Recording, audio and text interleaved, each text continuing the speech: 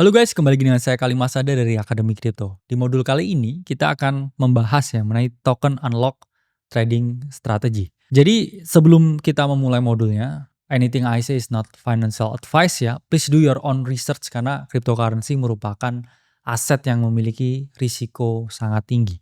Nah, sebenarnya apa sih token unlock itu? Jadi token unlock itu merupakan suatu sistem, merupakan suatu peristiwa ya, kejadian, di mana token yang sebelumnya ini nggak bisa diperdagangkan ya, ini kemudian akhirnya dibuka ke publik ya, dibuka ke market untuk akhirnya bisa diperdagangkan lagi. Nah, jadi ini ilustrasinya ya, dari jumlah keseluruhan token yang akan dan bisa beredar di market, ini selalu dibagi dua ya. Pertama, token yang belum di-unlock ya atau masih lock, dan juga token yang udah di-unlock ya, atau token yang bisa diperdagangkan di market. Untuk para stakeholder di dalamnya, yaitu adalah investor, venture capital, dan juga developer, melakukan realisasi keuntungan. Jadi di ilustrasi ini teman-teman paham ya, bahwa ada token ini yang masih terkunci, masih ada ya di dalam protokol kriptonya dan belum didistribusikan kepada para stakeholdernya. Lalu selalu muncul pertanyaan teman-teman, mengapa sih harus ada ya yang namanya token unlock? Nah, di sini kalau kita lihat ada beberapa poin mengapa token unlock itu adalah hal yang penting. Pertama, ada yang namanya vesting period, kedua adalah pemanfaatan fitur, ketiga kepercayaan investor, dan keempat itu terkait dengan pengendalian inflasi. Pertama ini terkait dengan vesting period dulu ya. Kenapa kok token ini harus di-unlock dulu ya, nggak langsung disebar semuanya ya ke para investor, ke para venture capital, ke para developer? Jawabannya adalah supaya mereka memiliki komitmen jangka panjang untuk building the project. Bayangkan ya, ketika teman-teman mengerjakan suatu proyek, misalkan ya gedung, rumah, apartemen. Kalau semua uangnya dikasih di muka, semuanya yang kamu kasihkan, apa yang terjadi? Ya mereka mungkin akan lebih santai ya. Mereka berleha-leha ya saya bilangnya. Karena mereka nggak akan mengerjakan itu dengan giat, dengan gigih, seakan-akan mereka ini belum dapat uangnya. Kalau mereka diberi uangnya dalam termin ya, atau jangka waktu tertentu, analoginya, mereka akan bekerja lebih giat, memperbaiki proyeknya ya, membenerin ya apa yang bisa ya dibenerin supaya jadi lebih bagus lagi. Nah, akhirnya apa? Kalau lebih bagus ya customer jadi lebih senang. Itulah mengapa ya adanya vesting period, atau ini dikunci sampai batas waktu tertentu sebelum akhirnya dibuka. Dan ini penting ya terkait dengan kepercayaan investor, karena investor ini juga sama dengan customer ya. Mereka ini mendambakan sesuatu dari suatu proyek tersebut. Tadi kan contohnya ya customer apartemen ya, ada developer apartemen, mereka ingin dibangunkan ya apartemen yang bagus ya, nyaman dan juga aman. Kalau misalkan di awal semua tokennya udah dikasihkan ke developer, apa yang terjadi ya?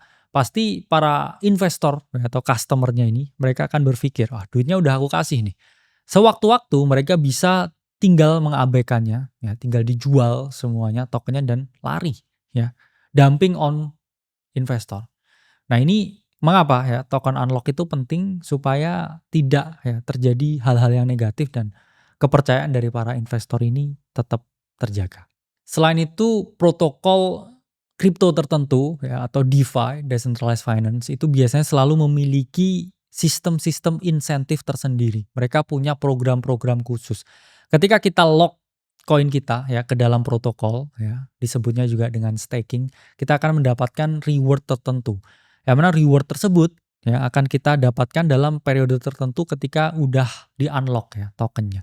Jadi kamu sengaja ya lock koinmu ya ke dalam protokolnya. Nanti kalau itu udah di-unlock ya kamu dapat reward tertentu ya. Konsepnya ini sama persis seperti kamu menabung di bank. Nah, jadi kita mendapatkan bunga dari token yang kita kunci atau kita lock. Nah, selanjutnya fungsinya token unlock itu adalah pengendalian inflasi. Bayangkan ketika semua token ini udah beredar di pasar. Yang terjadi adalah nilai intrinsiknya ini semakin menurun ya, karena banyaknya token yang beredar. Kalau token ini dikunci ya, disembunyikan di suatu tempat sehingga tidak bisa diakses ya oleh orang ya atau para stakeholdernya, ini membuat nilainya relatif ya lebih tinggi ya, nilai intrinsiknya lebih tinggi dibandingkan ketika semuanya udah unlock, semuanya udah dikeluarin. Token unlock sendiri memiliki ya dan juga mengandung beberapa risiko tersendiri. Di antaranya satu ya terkait dengan exit strategi, dua risiko harga, dan juga tiga ya terkait dengan potensi continuation-nya.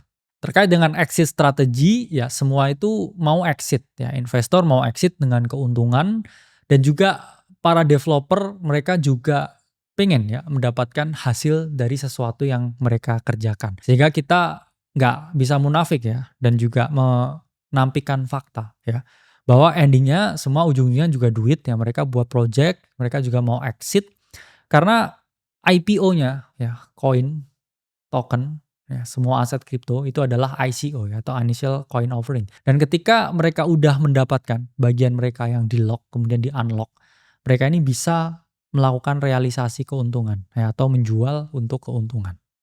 Itulah mengapa ya ketika ada unlock token ya kadang ya ini memang harga ini mengalami penurunan. Kenapa? Karena wah ini ada barang baru nih masuk pasar. Dan logikanya dengan adanya barang baru apa yang mereka lakukan? Ya mereka mau melakukan penjualan. Tapi apakah selalu ya token unlock ini bearish ke harga? Ya nanti akan kita jelaskan ya dalam token unlock trading strategy. Nah, meskipun demikian ya, token unlock ini juga kadang ya ada potensi continuation-nya karena yang saya sebutkan tadi ya, kadang mereka membuat suatu program baru ya, produk baru di mana kita bisa memanfaatkan sesuatu dari ekosistemnya supaya ekosistemnya ini bisa ya berkembang dengan lebih luas lagi, lebih bagus lagi. Dan kita pun juga dalam perspektif trading ya, jual dan beli, kita bisa memanfaatkan ya beberapa strategi tertentu dengan adanya token unlock ini. Selanjutnya kita akan bahas ya jenis-jenis token unlock di modul selanjutnya.